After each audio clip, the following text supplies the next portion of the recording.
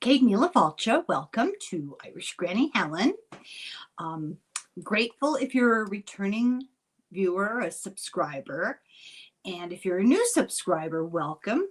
I hope you'll enjoy the incredible, bizarre combination of things on this channel. There's a little something for everybody. So, I do a lot about politics and philosophy and just sometimes pretty heavy or dark sorts of topics. And I really do try to come up with distractions and sort of salt them through the more difficult ones, break things up, help to elevate the energy a little bit. And so I've covered, true crime. I know crime is not supposed to be entertaining, but there's a certain distraction and psychological fascination in the cases we talk about. And I try to look at old Hollywood because I think most people have some interest in that. A lot of intriguing characters in the past that don't get all that much attention. So I've tried to focus on some of those. And, the best of all worlds, the nexus of true crime and old Hollywood. And there's plenty of that. But I'm still grappling. I'm still grasping at topics that are a little more light, a little more entertaining, a little more distracting. And I was letting my mind wander the other day, and I thought, what did I used to do for fun before I started doing YouTube? I used to love to read for entertainment for myself. And I especially valued books that drew me in and made me sort of forget about my surroundings for a while. That's the beauty of reading. Did that a lot when I was a child. I started thinking about that and I thought, maybe it'd be kind of fun to do some videos, highlight books that I found valuable for whatever reason. So I started to sort things out in my head, like what topics could I cover? Like UFOs. What are the best UFO books that I've read? And I'm going to do that, but not today. Today, I thought we need something humorous. We need something elevating. And I cannot believe what a hard time I had remembering way, way back. So I just picked the ones that really stuck in my memory. And then I went through my shelves and I discovered that I had favorite authors and went out of my way to accumulate as many of their books as I could get my hands on. And they weren't always the classics. Let's just put it that way.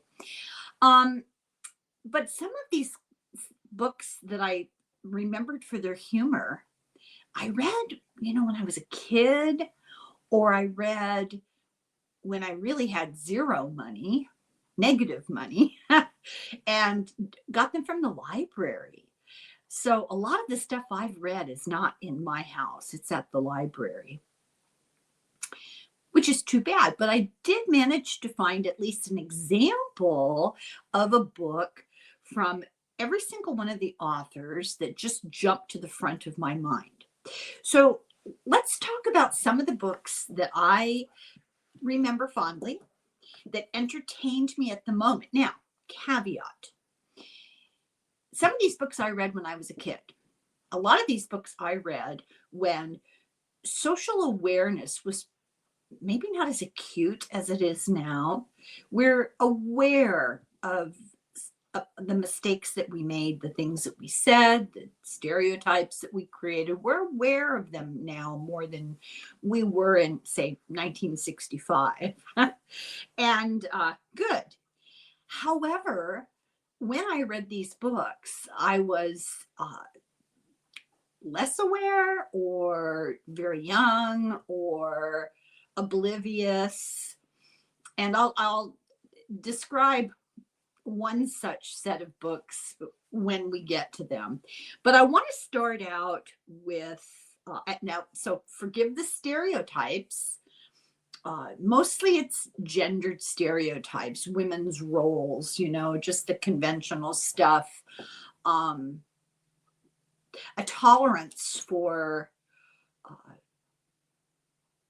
not the best behavior, not awful, because I was never into awful, but we'll talk about it. But I just wanted to precede our look at the books with an explanation that I realize some of these are dated and maybe not as politically correct as they need to be. But when I read them, they made me laugh. And I think you could read them now and it wouldn't be mean-spirited. I think you'd recognize, these women in this book. It's kind of pathetic. However, it is funny. So the first one I want to talk about is a book by a guy called Patrick Dennis. It's going to sound familiar.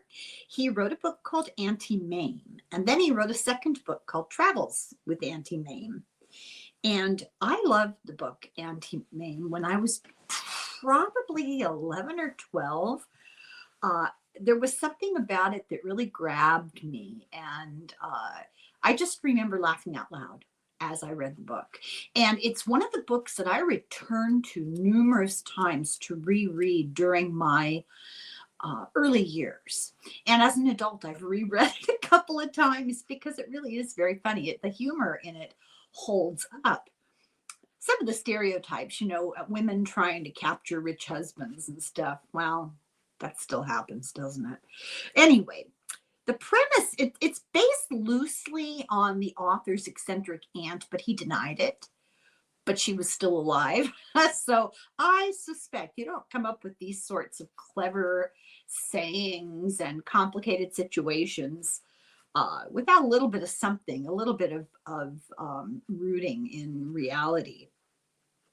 The premise is there's this orphan kid, his father dies, and he's just kind of needs to be cared for.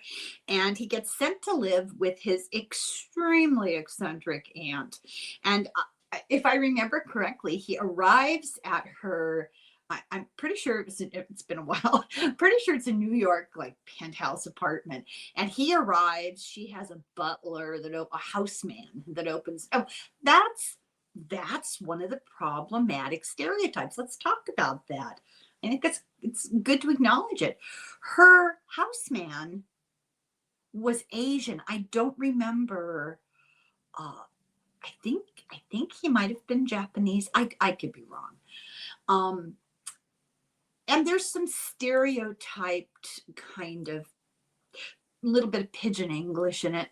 Not meant to be mean-spirited, but it's ignorant. So I point that out. But the guy is formally dressed in his work uniform, and he opens the door to this kid who's just lost. And Auntie Mame's thrown a big gigantic party. And she's got friends it just reminds me a little bit of who's that famous choreographer? It'll come. Bob Fosse. Reminds me of a Bob Fosse scene, and kind of Bob Fosse meets Andy Warhol. And he comes in, and at first she's like, "Oh, I can't have a child. There's no way." Well, needless to say, he gets absorbed into her household. She has an eccentric best friend, and they go on all these adventures. The whole thing is a struggle to stay solvent financially by connecting with the rich guy. That's the premise. She's described as madcap, but when I was thinking back on it, I was thinking of all the frenetic activity, and I thought, today she might have gotten a diagnosis. She's a little hyper, but hilarious, like laugh out loud hilarious. They made a stage play of it, a movie musical. The original stage play starred Rosalind Russell. She was nominated for a Tony, and Peggy Cass, I think, played her best friend, and she was nominated for a Tony. She got a Tony for it. Then they did a musical, and Angela Lansbury and B. Arthur starred in the musical. They made a movie relatively shortly after that with Rosalind Russell and Peggy Cass again in the starring roles. Russell got an Oscar nomination. She didn't win the Oscar, but she got the Golden Globe for Best Actress. It's full of just one-liners and tossed aside comments that are absolutely hilarious. Talking about somebody's house that has like a library and books in it, and Auntie Mame goes, "Books are awfully decorative, aren't they? Life is a banquet, and most poor suckers are starving to death." So she's a bit hard-boiled, but great books. Around the World with Auntie Mame, or is it Travels with Auntie Mame? I may have misspoken there. It's Around the World with Auntie Mame. He's older. I think he's like beginning college. And she sort of kidnaps him from his dorm, and they go around the world, and it is really a hoot. So the second author that I want to talk about is too problematic for my children. They won't let their children, my grandchildren, read her kids' books. And I understand why. Parenting was a little different in those days. But I'm talking about Betty MacDonald. I've mentioned her before. She wrote a book called The Egg and I discovered that when I was probably about 10. So it's not a heavy-duty, challenging book. You can zip right through it.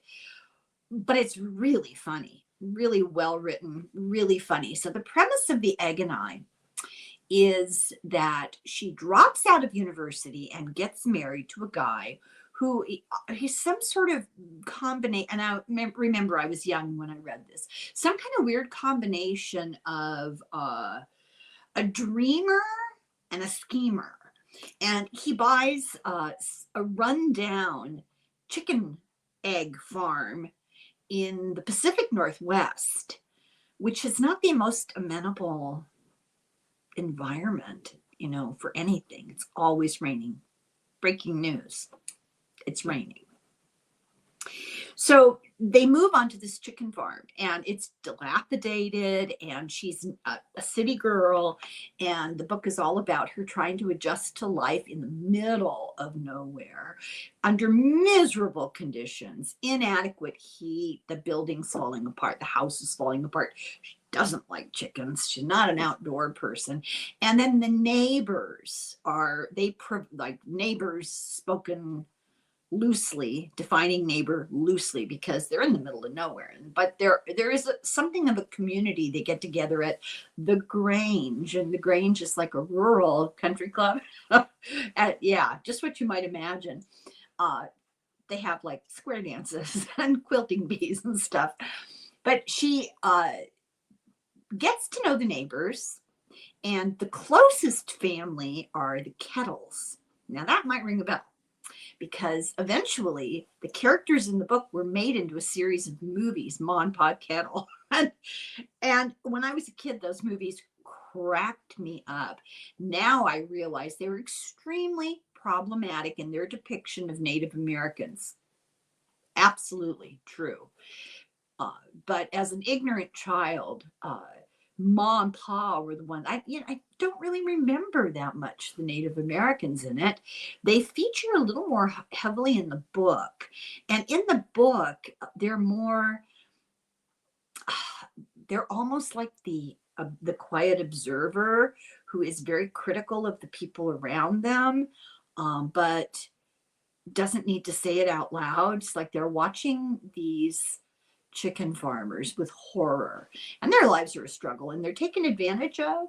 So they managed to turn that around quite a bit. This all sounds very dark, and it really is a humor book. So just a caveat that if you find that too offensive to read about, I understand. However, her use of language, and she has a good relationship with all these people. She gets along well with them. But her descriptions of the Kettles and their extended family, something else, scathing. She wrote that book in 1945.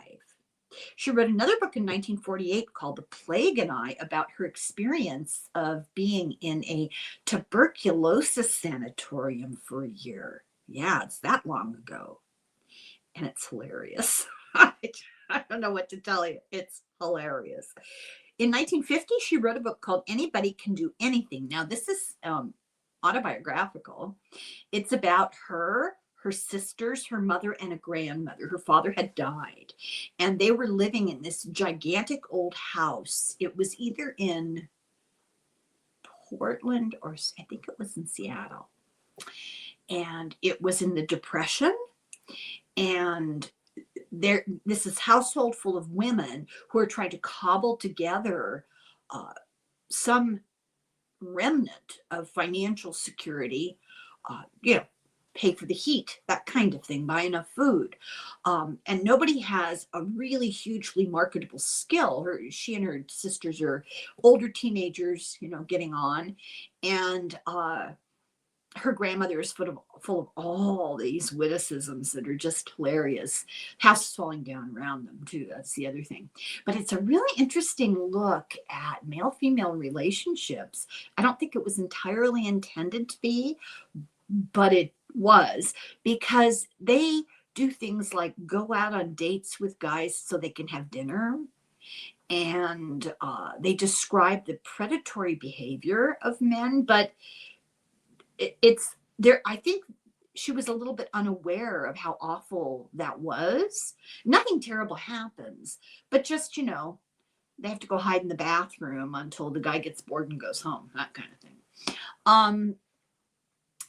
Very, very funny. It's all about her sister and her one sister that I remember, and her struggling to find temporary work during the Depression. It's just something else. But and then she wrote another book called Onions in the Stew later in her life. She wrote that book in 1955. So after her experience in the tuberculosis sanatorium, she ended up she had a couple of children from, the chicken farmer. But she ended up marrying a second husband. They moved to an island off the coast, and the only way in and out to the mainland was by boat. And the house that they lived on, she always ended up in these situations. The house she ended up on in this island had iffy electricity, iffy infrastructure. She became a very popular writer, and women especially loved her because she reflected what life was like for women without making it mournful. She treated it with humor, which made it palatable, but it highlighted what life was like for women. And she was famous for her children's book. And here's the problem. She wrote a series of children's books that I loved when I was a kid. And I read to my children, and it never occurred to me. This just shows you times have changed. Things have gotten better. Called Mrs. Pigglewiggle. And Mrs. Pigglewiggle was this wise old lady who would take children in to stay at her house to straighten out their bad habits or their behavioral problems. A little bit like sending your vicious dog to a trainer for 6 weeks. But some of it was, we don't treat children quite the same way. And there's nothing really awful going on, but we've really changed our attitudes about child rearing. But they were great books. But you don't have to read Mrs. Pigglewiggle. She also wrote a girl's book, a children's book called Nancy and Plum. And I guess I knew she'd written that, but I didn't remember until I took notes here. And I went, oh, yeah, I love that book. I think I have that book still. So it's all about the absurdities and the challenges of life, but treated with humor. And if you just want a belly laugh, The Egg and I is your book. So now the next book that I thought of, I have a real fondness for this book. It has become iconic, and I'll explain why. It's written by a guy called Gene Shepard, and it's a man. He was sort of a cult radio personality, and he would tell these stories he had written about his childhood. And he managed to, I should show you the books. I keep forgetting to show you the books. Okay, so this is Auntie Mame. It's a newer edition. couldn't believe I actually had it.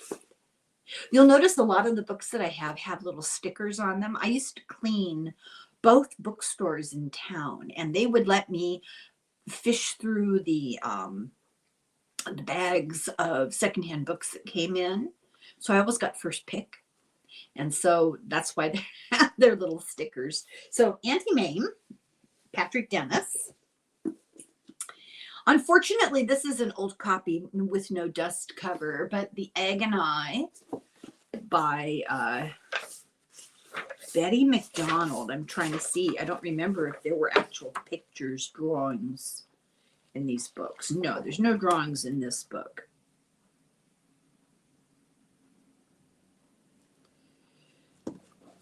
Okay. Now we've got the one I'm trying to talk about, Jean Shepherd, In God We Trust. All others pay cash. I find that hilarious. So that gives you some indication of the level of humor that I'm working with here. From this book, it's a collection of essays about his family that he did on the radio. From this comes the iconic, the epic, the watch it every single year and never get tired of it Christmas movie, The Christmas Story. That's from this book. And the whole entire book is funny like that movie is funny. It's reminiscing of growing up in Indiana. It's described as innocent nostalgia, but he's regarded by writers and radio people as a genius. He's really a genius storyteller. And you all know the Christmas Story movie.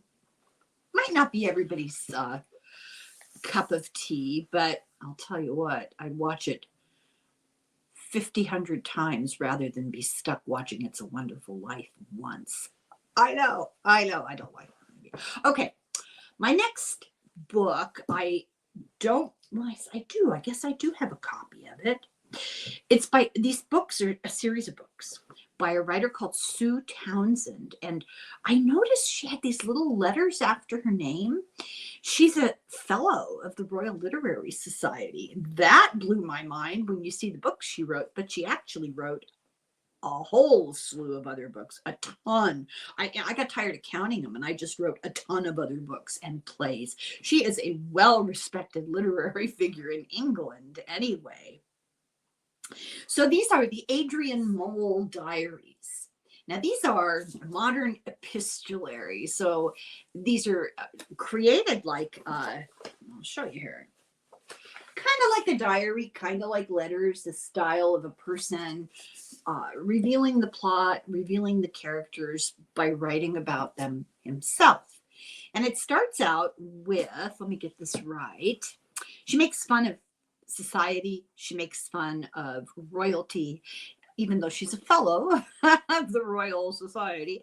And she makes fun of the social situation, politics, and mores in England at the time. So the Adrian Mole first book was The Secret Diary of Adrian Mole, 13 3/4, and it came out in 1982. Now, these are not children's books. This is adult humorous fiction.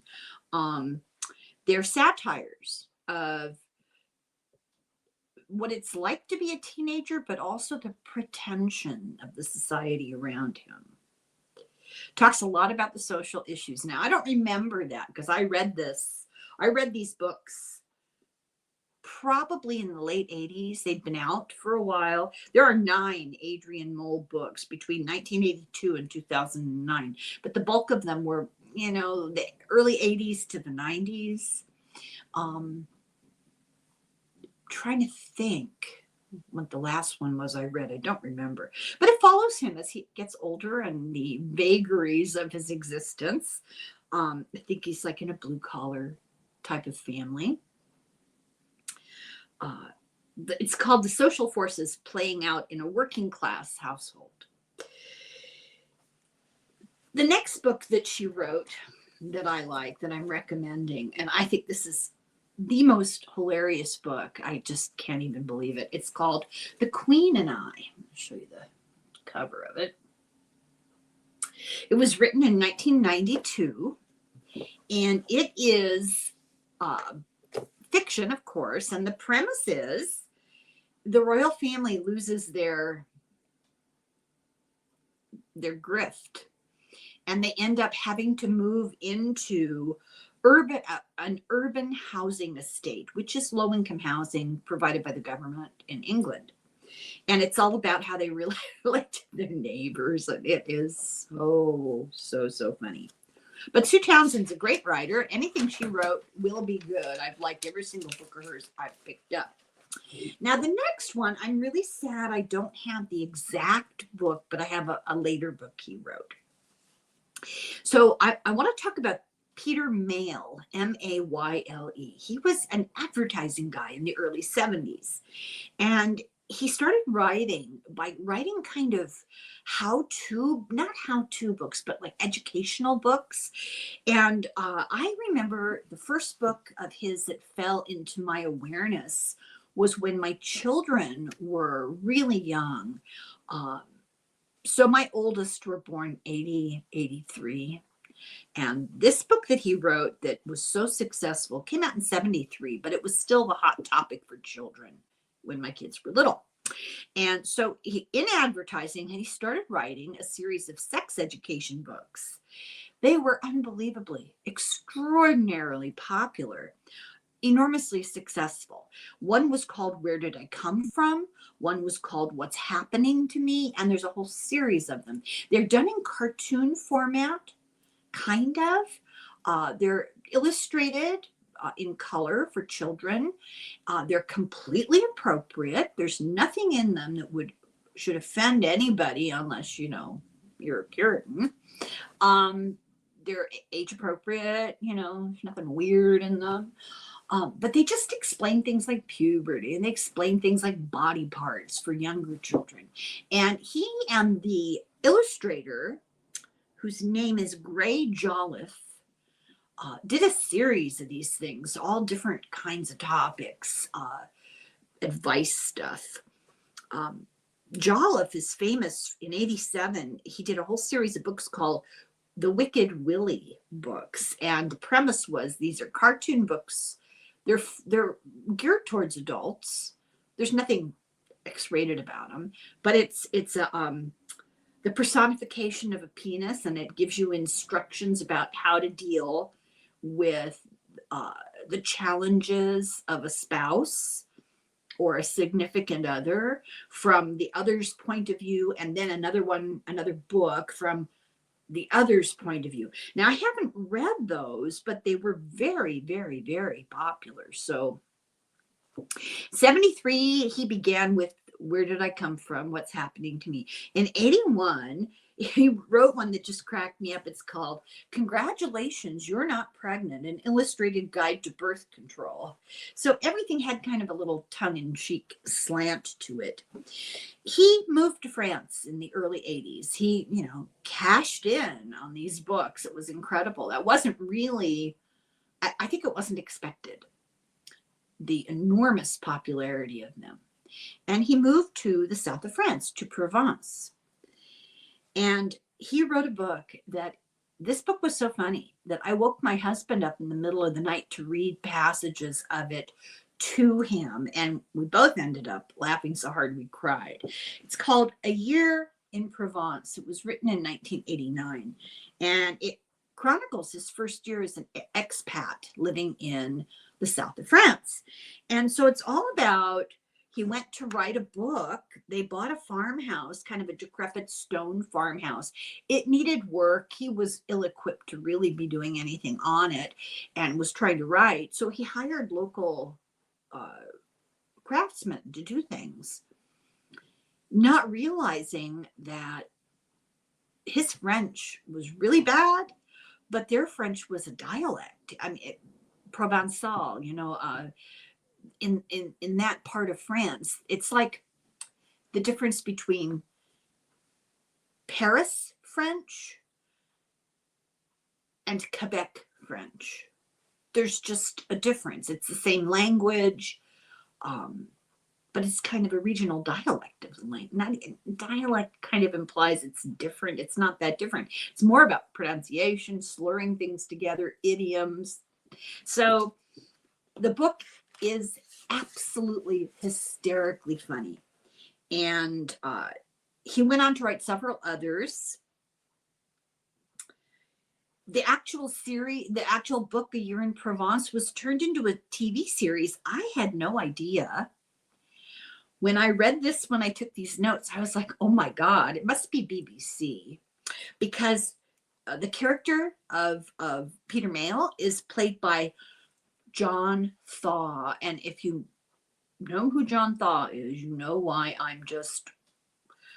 John Thaw is also known as Inspector Morse. And the Inspector Morse books, I'm going to talk about them someday. They're not really funny. They're not intended to be humor. They're clever, but they're not funny. John Thaw is a fabulous actor. And they did this TV series in 1993, so I'm going to have to check that out. In 2006, they turned the book into a movie called The Good Year with Russell Crowe. Don't know how it is, but you really need to read the book. I don't think Russell Crowe's that funny of a person. Very sad. I hate to end on a sad note, but he was a prolific writer and he suddenly stopped writing. Well, what happened was in 2012, he fell and he injured his left hand.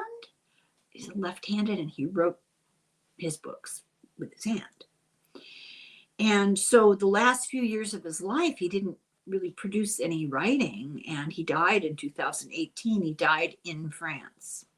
He actually left France for a little bit of time in the 2000s and came back to the United States because he was inundated with fans showing up at his front door. And he missed it. He went back and then he died there. And I do have a book of his called French Lessons, but it's about food and the way they eat. And it's more stories of his experience in the south of France, and in the countryside, but all around food. And they're very funny. So now I've got another personal experience book, but this is it's supposed to be nonfiction. I'll let you decide. The legendary Hunter Thompson. His books are hilarious. A little twisted, a little very strange. He actually wrote the first book of his that I read. He wrote a book called Hell's Angels. And he was into what he called gonzo journalism, where he would insert himself in the story. And then he would be experiencing real events the way a journalist should be writing about, but he'd be part of the action, which journalism is not really supposed to take part in the action. But you got some crazy stories out of it. So he lived with Hell's Angels for a year, and then he wrote a book about it, which I used to have, but I couldn't find it. So I'm sorry. I probably gave it to somebody. But then he did Fear and Loathing in Las Vegas. Now, they made a movie of it. It was terrible. Terrible, terrible, terrible, in my opinion. It in no way reflected the book. And I think it's because, as with many books that get turned into movies, there's an element of internal dialogue. There's use of language that doesn't translate into the visual. And things get lost in the translation. And it's really a pity because his books were very, very funny. He wrote a lot for Rolling Stone magazine. He wrote a lot. He came to an unhappy end. We won't worry about that. But he was considered a counterculture writer. He did exposés of weird things in going on at the time. For example, he wrote a critique of the Kentucky Derby called The Kentucky Derby is Decadent and Depraved. But he went there and joined in. So his humor is combined with the heavy use of substances. You need to be aware of that. But I wrote here, he has an hilarious facility with language. He's been referred to as the American moralist, which I don't know. I'm not sure about that last word there, but I really like his work. So Hunter Thompson. The next, where did I put? Oh, here we go. So my poor husband, when he's in an enclosed space with me, I'll often treat him like a captive audience and read things to him. He always appreciates it, but he has no choice. No free will when it comes to being read to. So the next author I want to talk about is one of my favorite authors in the world. I love everything he's written. He could write the description of cereal on the back of a box, and I'd love it. This is Bill Bryson, and I had a hard time picking my favorite book of his, but then I realized, wait a minute, the book I read in the car when we were going on some stupid trip somewhere in the car, I don't like car trips, I distracted myself by reading this book, and I was laughing so much. He says, what are you laughing about? And I said, oh, well, just remember, you asked for it. And I started reading this to him, and it's just hilarious. It's A Walk in the Woods. So Bill Bryson wrote about 19 books. It's a little hard to say because sometimes there's a reprint, a redo of something, and sometimes they collate things, and sometimes they collect a bunch of essays. But suffice it to say, around 19 books, that's not too shabby, between 1984 and 2020. And this is considered a travel book. I'm not sure that I would call it that, but he did travel, he did language, he wrote about the English language, the mother tongue. If you like words and you like language, the mother tongue, I think it's called The Mother Tongue and How It Got That Way in English and How It Got That Way, something along those lines. Lighthearted, full of information, just you cannot put it down.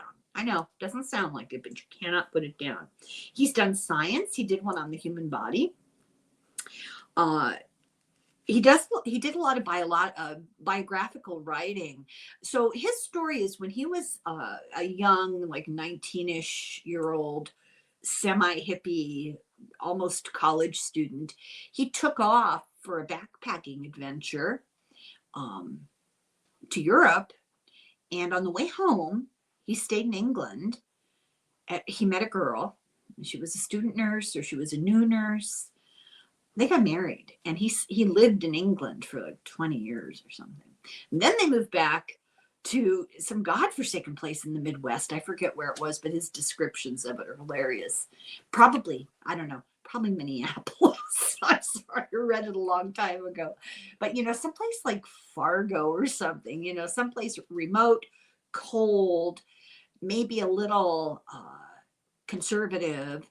And, the cultural switch from the U.S. to England and then to a different place in the U.S. was difficult, I'm sure, but he turned it into something very, very funny. He wrote about his experiences. He wrote a memoir as well about his family. He wrote histories, but my very, very favorite for sure is A Walk in the Woods, subtitled Rediscovering America on the Appalachian Trail. Now, he's not necessarily what you would consider like a great outdoorsman, but he threw himself into this. He got all the equipment. His description of purchasing the equipment is just hilarious. He finagled a friend into going with him, and the friend sort of showed up at the last minute with, a package of Kleenex, and that was it. It was completely ill prepared, and he actually did better than Bill Bryson. But it's a very funny book. And don't go by the movie. Nick Nolte was in the movie. It was made in 2015. It was okay. The book is much better. So, Bill Bryson. Let's see, who do I have next? Oh, love this next one. I can't help it. I get so thrilled. This is one of the very few books I have by one of my favorite authors. There's just something despicable about that. I don't understand it.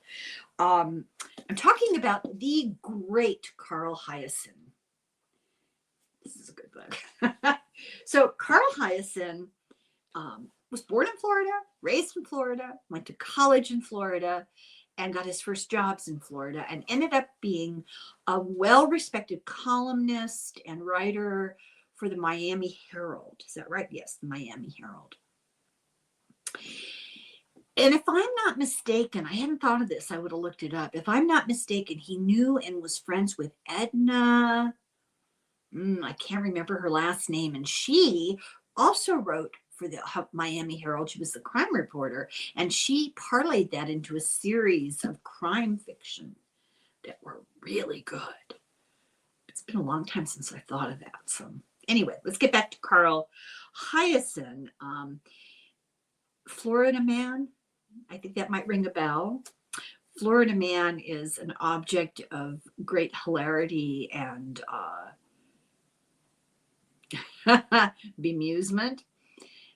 There's sort of a trope of odd people in Florida, and there's some truth to it.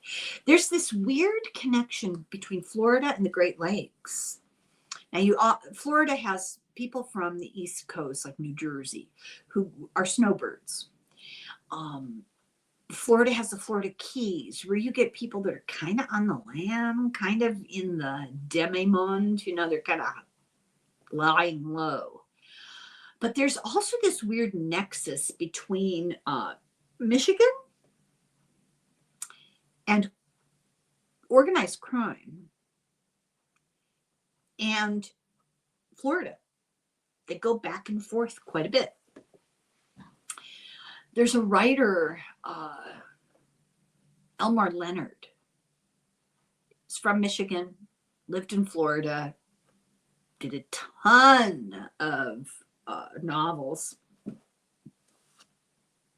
Get Shorty, Out of Sight, terrible movies, fabulous books. Isn't that always the way?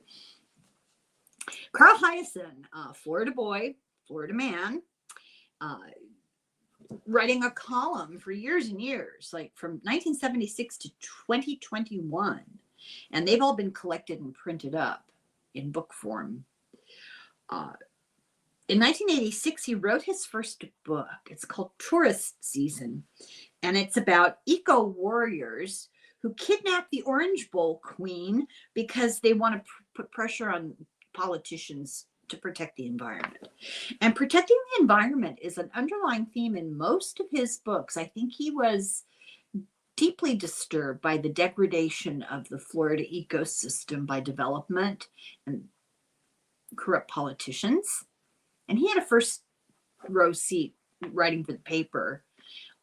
And so he turned it into these novels that are just fantastic. Now, one of the novels that he wrote made it just a reprehensible movie. I would recommend go out of your way to avoid it.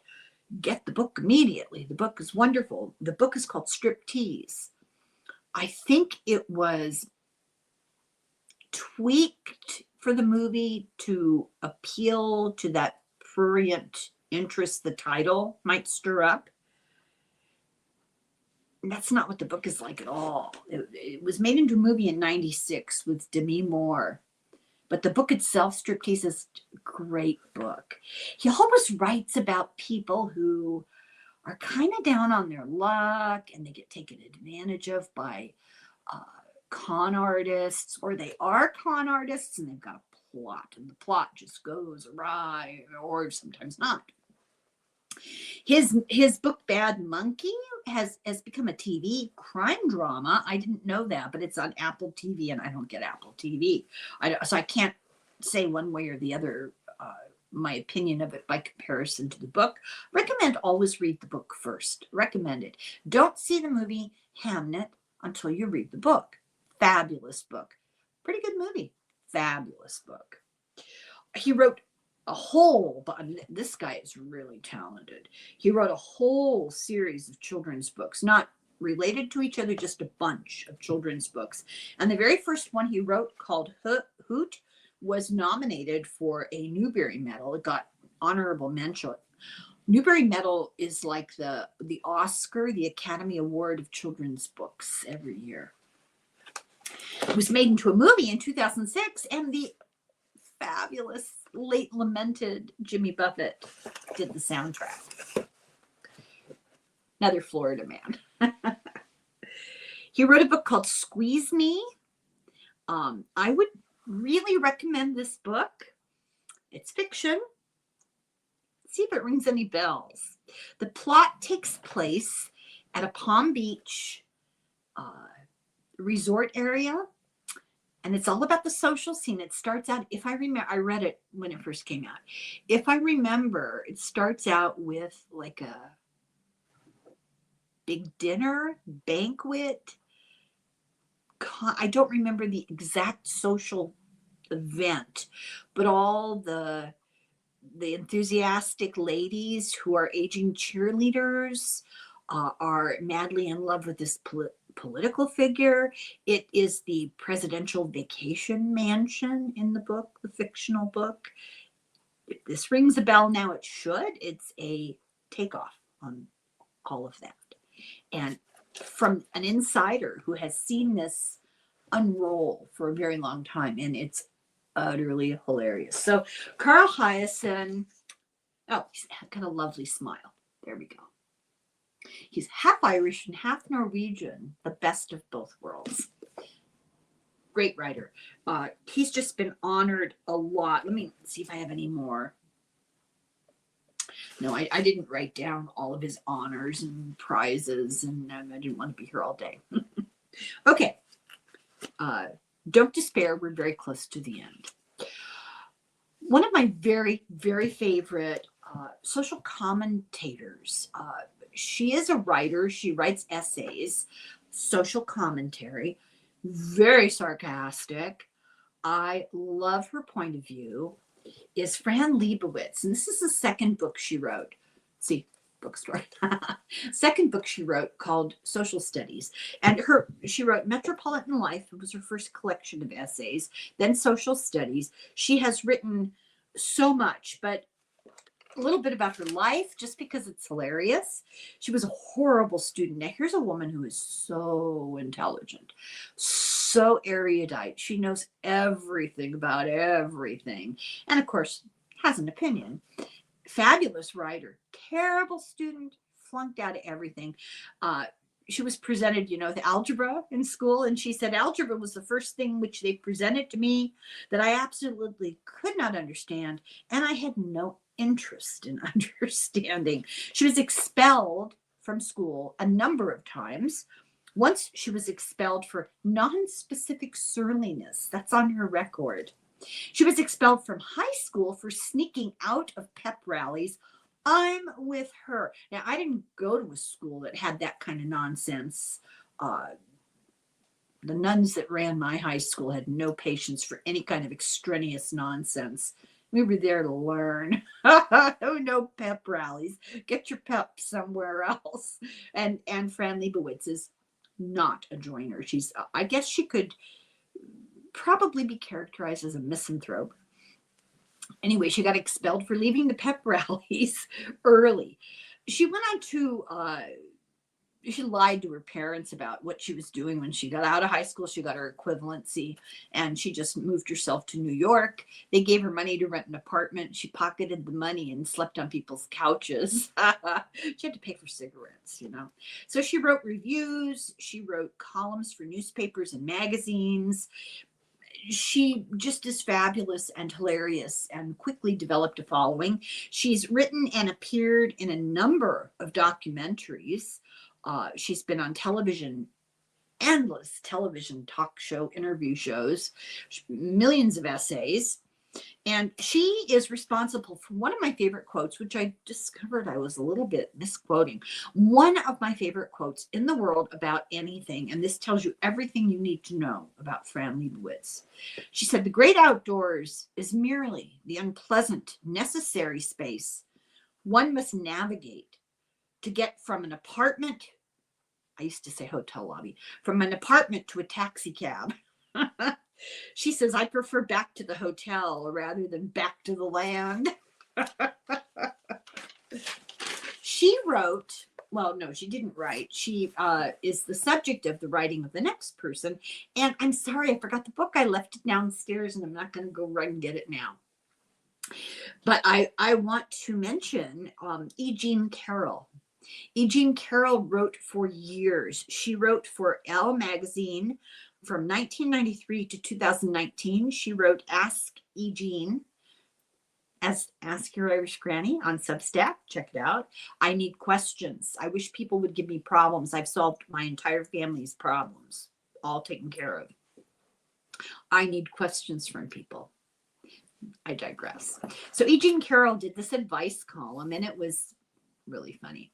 But I didn't realize she'd written quite a few books. I had no idea. She wrote a book called A Dog in Heat is a Hot Dog. She wrote this advice column. She wrote for a year for Saturday Night Live. She was into gonzo journalism, you know. Thank you, Hunter Thompson. She would insert herself in the story. So the tie-in with Fran Lebowitz is she tortured herself trying to get a hold of Fran Lebowitz. And getting a hold of people who are well-known is really difficult. They insulate themselves with publicists and managers and agents, and it's just really hard to get a hold of them. And sometimes if you're persistent enough, you might be able to get a crack in the door and talk to them. She wanted to interview Fran Lebowitz, and Fran Lebowitz is, you know, not cooperative. What did they call it? Non-specific surliness. So somehow Eugenia Carroll got a hold of her and said, you know, I write for Elle magazine, and I wanted to invite you to go with me on a camping trip this weekend. And Fran Lebowitz said, yeah, why not? So there's this fabulous article in an outdoor magazine, an outside magazine. It wasn't for Elle. She introduced herself as a writer for Elle because she was, but she did a lot of freelancing. And so she was hired by Outside Magazine. Actually, she did the article and then she sold it to Outside Magazine. She thought it would be right up their alley. It was the cover story.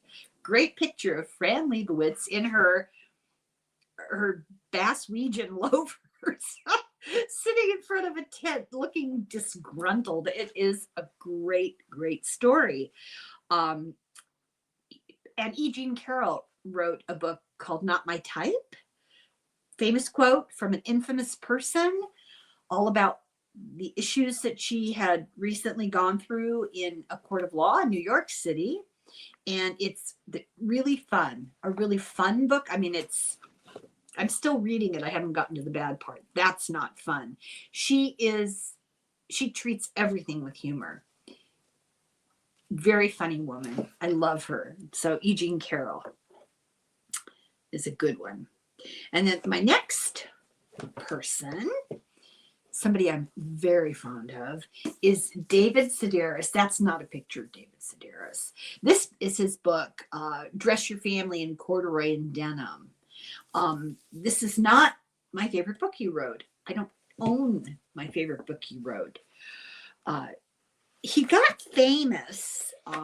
NPR read a bunch of essays that he wrote called The Santa Land Diaries, and they're sort of autobiographical experience of him being an elf at Macy's at Christmas time.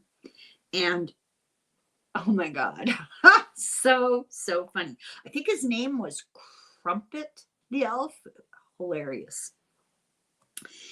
So he's an essayist, and he writes about personal experience, personal opinion. He has a fabulous sense of humor. My favorite book he wrote in the year 2000. It's the first half is kind of about his childhood and his background, and the second half is about moving with his partner Hugh to Normandy in France. France comes up a lot here. Normandy in France, and he is I don't want to say illiterate in French. What's the word I want? Not fluent in French. He's learning French. And he describes, having all these sort of snooty people come over for dinner, business associates of his partner. And they're all sitting around the table speaking in French. And Hugh, of course, speaks French.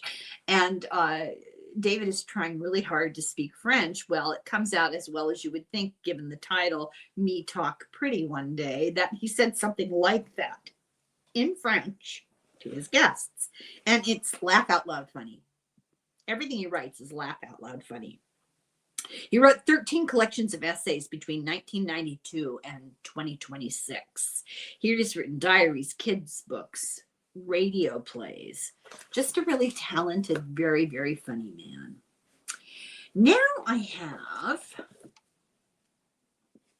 a book I read when it first came out in 1978. So I was in my pretty early 20s.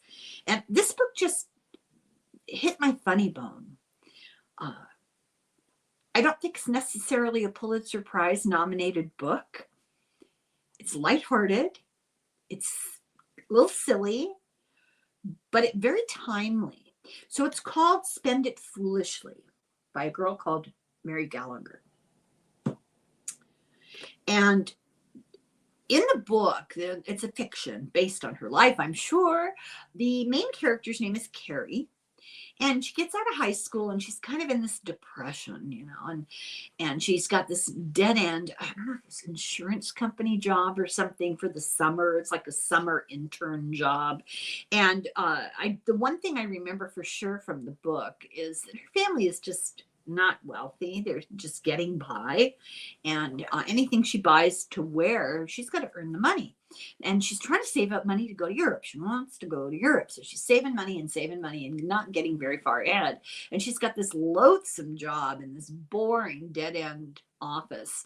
And she has 2 dresses for work. And she calls them Julie and Trisha. If you understand the reference, you understand. So the book narrates her adventures in Europe as a broke, young, clueless young woman escaping Cleveland, having a good time. Her father scrapes together the money to help her to collect enough money for a ticket, but she has no money. I mean, she's going over there with a backpack and staying at youth hostels and, you know, getting into some very sketchy situations. She brought a friend of hers with her. And kind of like that is this other book that I don't have a copy of, but I have to recommend it. Cheaper by the Dozen. Forget the movie. The movie was good, but don't worry about the movie. That's not what we're talking about here. This is Cheaper by the Dozen was written by Frank and Ernestine Gilbreth. He went on to become, I don't know, ambassador or envoy or cabinet member. I don't remember. He became a big shot in the government. It was written in 1948. They're brother and sister. They wrote this book about their family. And there were 12 children in the family, but not all at the same time because they're spread out far. One of them died before some of the others were born. By the time some of them were born, the older ones had moved out of the house. But the title comes from pulling up in an open car in like 1909 or something, came to the stop sign and have all these kids in the car, and some guy pulls up alongside him and goes, "Hey buddy, where'd you get all those kids?" And the father says, "Well, they're cheaper by the dozen." But his parents were efficiency experts. They would tell companies the best way to design a kitchen, to use minimum steps. His father was always using the children as guinea pigs. The thing that I remember that stands up in my memory is when they were in the bath, they were not allowed to just take a bath. The father was always in the cutting edge of technology, and they'd have a gramophone and they'd have foreign language lessons on the gramophone while they took their bath, and they had to prove that they were listening and learning something. Pretty interesting environment to grow up in. And then I have something similar. Our Hearts Were Young and Gay. Now, I haven't looked at this book, thought about this book in decades. So apologies if it's not as funny as I remember it, but I remember it so fondly. So it's written by Cornelia Otis Skinner and Emily Kimbrough. And these two young women graduate from Bryn Mawr, and it's the 20s. So that's remarkable that they're college graduates, and they decide to go on, a European tour together, and it's their adventures in Europe. So it's post World War I Europe, with two young women who are independent and educated and up for adventure, and they get themselves into all sorts of scrapes. So these kind of similar books, now that I look at it, separated by some decades.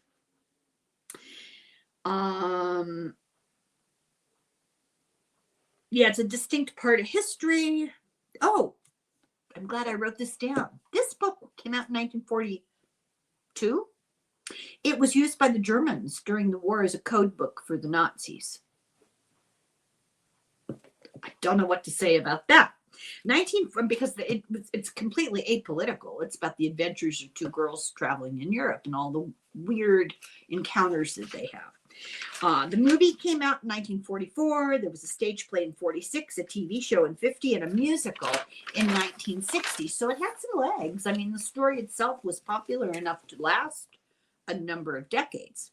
Now, the next two books I have, I'm going to apologize because it's kind of like recommending a Lifetime movie. But if you want something distracting, escapist, silly, and really funny, and then it also makes you feel like you are very mature and smart, and you just want to yell at these young women in these books.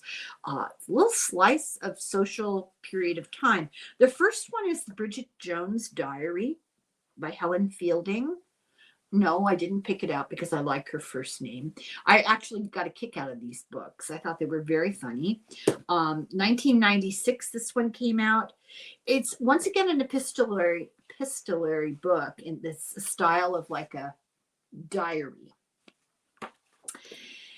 However, these books could be taken a couple of ways, and one might look at this and say, well, I don't know, this is encouraging all sorts of problems, I guess you could say, because this young woman is absolutely obsessed with her weight, which she's not. She really doesn't have an issue, but she's constantly counting the calories. She records at the beginning of every diary entry her weight, the total calories rather that she's consumed, how many drinks of alcohol she's had, and how many cigarettes she smoked.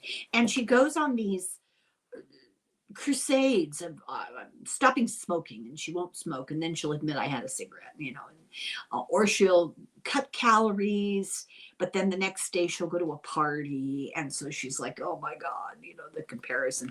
It's just a bit of obsession with unimportant things, and that's the point. That's the whole point.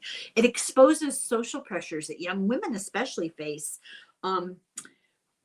But she's such a creature, of her social milieu, and really funny. She's clever and very, very funny. So it's not so problematic that you feel like you're laughing at eating disorders. It's not to that level. But I do feel obligated to point that out, that that's a feature. Not eating disorder, but a little bit too much attention paid. Who amongst us?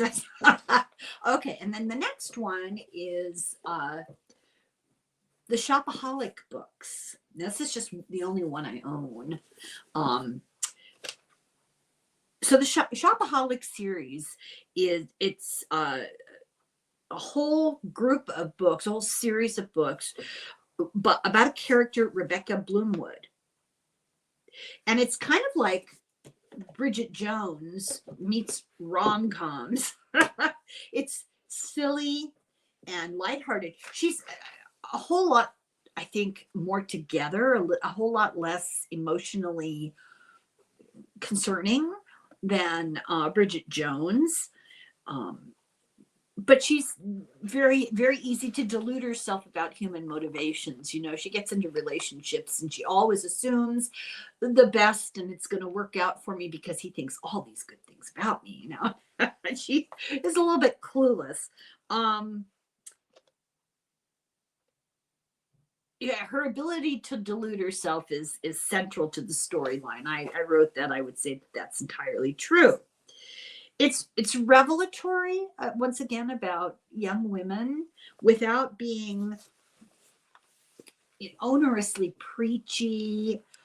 It also points out consumerism and unrealistic goals and the crises that she creates for herself. But she always manages, because she's smart, she always manages to negotiate, to navigate.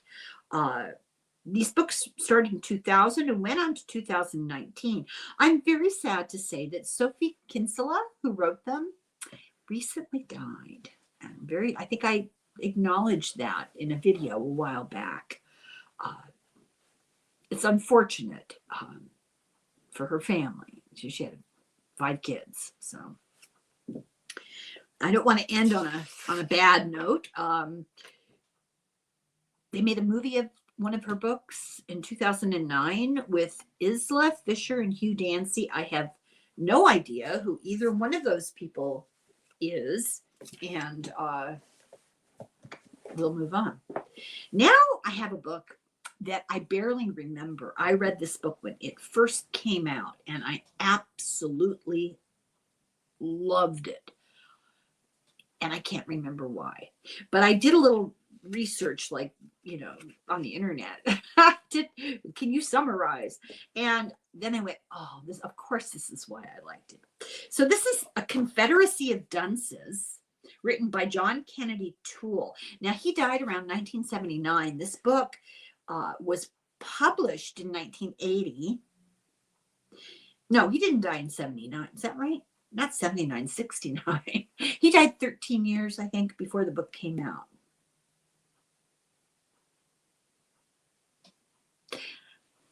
Never mind. I think that's right. Was it 11 years?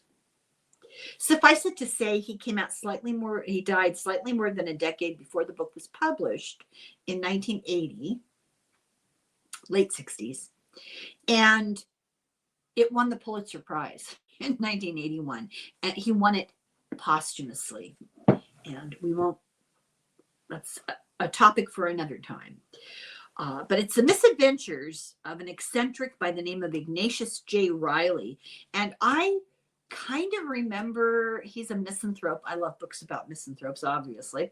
He's a misanthrope. It kind of reminds me a little bit of Ebenezer Scrooge, bah humbug. Everything is just bah humbug, and what's the world coming to? He's an anti-hero. He's my kind of anti-hero, I wrote down. He's on a crusade against modernity. For example, he doesn't like technology. He rails against what he calls the post-medieval world. Well, that's, nonsense. He thinks the height of humanity was the high Middle Ages. He hates capitalism, consumerism. He thinks it's degrading.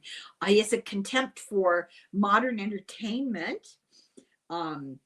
He says the possession of anything new or expensive could cast doubt on one's soul. And he says every asylum in this nation is filled with poor souls who simply cannot stand lanolin, cellophane, plastic, TV, subdivisions, all the things that drive him nuts. And the book goes into details about why these things irritate him. He's not perfect. He doesn't like democracy because he disdains people so much. What he's looking for is a good authoritarian pope, which I think is a bit redundant, but okay. His attitude is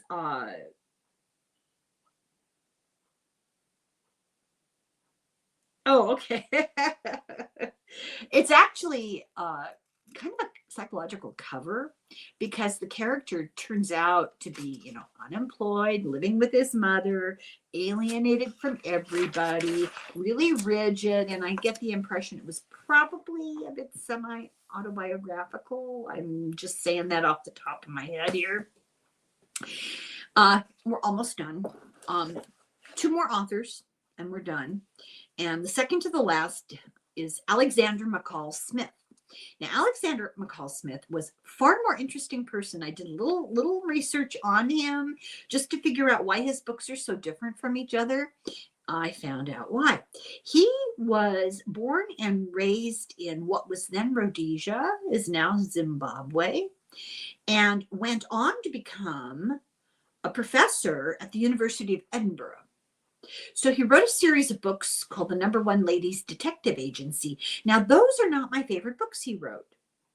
He was a medical law and bioethics professor, and he wrote a series of books called The Sunday Philosophy Club. And these are all fiction, and they're all character driven. And this series of books, The Philosophy Club, the central character is Isabel Dalhousie, but it includes all these different characters, and they overlap into another series. They're all interrelated in a weird kind of Maeve Binchy kind of way. They're barely detective stories. She's nosy, kind of a Scottish Mrs. Kravitz in a little bit of a way. Quirky books. They deal with everyday moral decisions. Big surprise, given his area of expertise. And then the book, my favorite series, he's prolific. My favorite series is 44 Scotland Street. And this is about neighborhood. And there's all these really problematic people that live in this neighborhood. He said that he was influenced by Armistead Maupin, Tales of the City, who I considered including in this list. I thought that was interesting. So in this series, there are 17 books from 2004 to 2024. And the major thread that runs through most of them follows a little boy called Bertie. And Bertie starts out in the first book. He's 5 years old, and he's a genius. But nobody knows he's a genius, and they treat him like a little kid. And his mother has all sorts of, control, emotional, OCD type issues. And she's one of those helicopter mothers. And she just never really listens to him or pays attention to him. It's like an invisible wall between them. He tries to communicate with her his thoughts, his needs, his interests, and she's hearing nursery school stuff.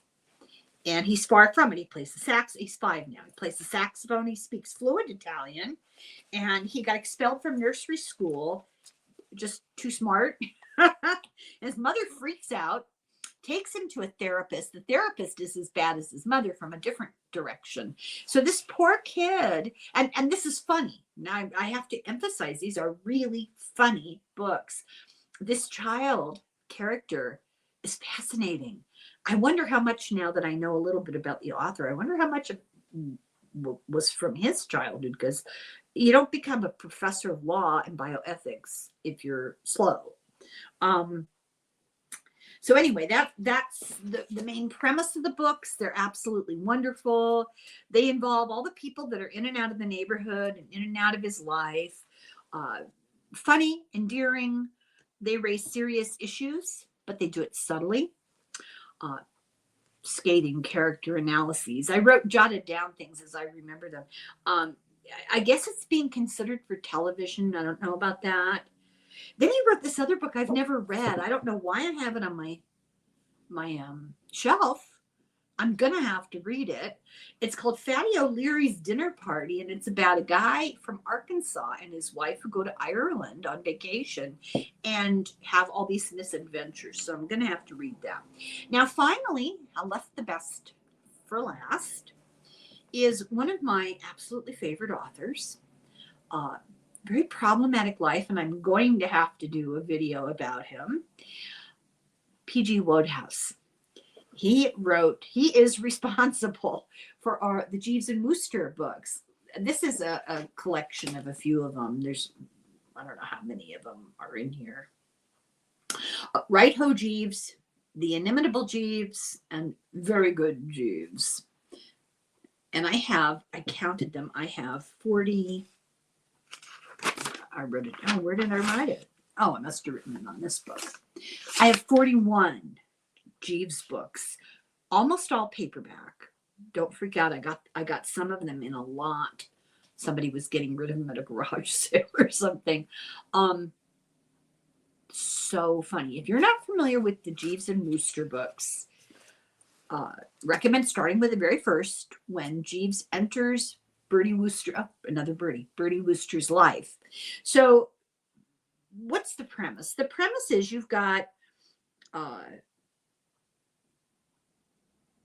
it's misadventures of the upper crust, and it's kind of a much more palatable upstairs downstairs.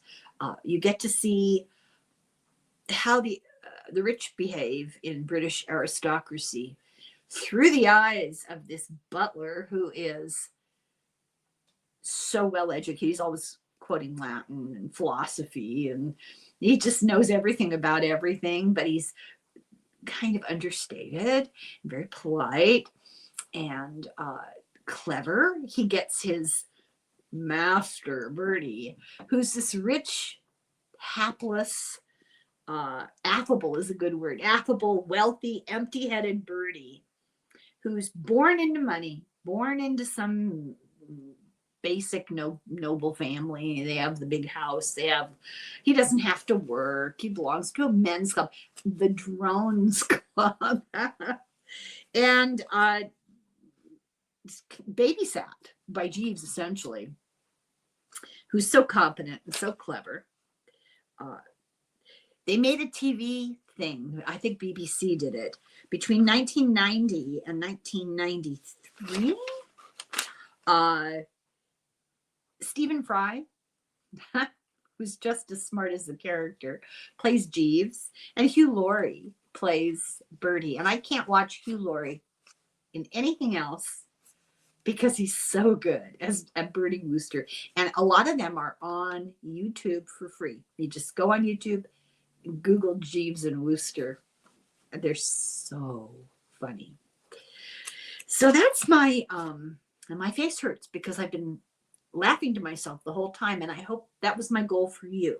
I hope you'll find one of these books tickles your fancy, helps you lose track for a brief period of time about all the woes and tribulations, and just reminds you that there are amusing, funny things. People don't change all that much. We're all kind of ridiculous at heart.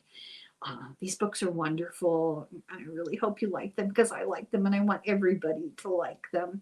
And don't listen to my children. They can be kind of didactic. So thank you very much for watching.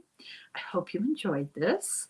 Let me know because I have other ideas and I'd be happy to go through more. I know other people do this on YouTube. I don't want to steal their I don't want to steal their thunder. So yeah, if you enjoyed this, let me know. If you have some topic that you'd like me to talk about the books I've read in that given genre, I could recommend a few. Let me know. The only thing stopping us is my memory. So, slán go fóill, slánte.